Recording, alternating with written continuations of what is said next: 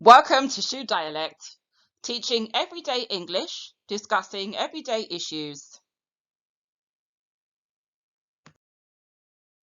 Hi, my name is Daphne, your TEFL mentor, here to teach you English as a second language. Today's topic, British slang for beginners. So we have this phrase, pack it in. This is just a way of telling someone to stop what they are doing, or if what they are doing is offensive or annoying, you would say, pack it in. Another phrase for you, Bob's your uncle, meaning there you have it, and it's all good. Everything is fine, everything is as it should be. So you say, Bob's your uncle. Next, we have Jack the lad. Jack the lad. This is to describe a young man who is usually confident and he's talkative and a little bit cheeky. So we say he's a Jack the lad. Moving on, we have 10 quid's worth.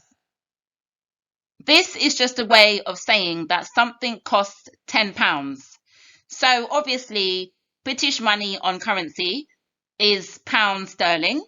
So the word quids is another way of saying pounds. It can be 20 quid's worth, 30 quid's worth, and so on.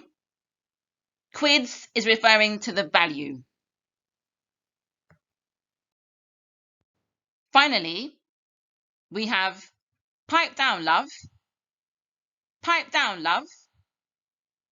This is another way of saying calm down or be quiet.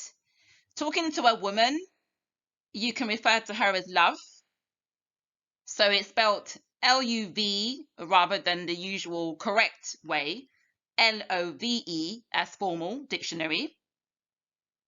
Otherwise, you can just say pipe down, mate. That you can refer to both man or woman. That is the end of my tutorial today. Do come back for my next video and thank you for watching. Like and subscribe below. Now, I would say goodbye, but for slang, I'm going to say ta-ra, love. That's another way to say goodbye. Have a good day.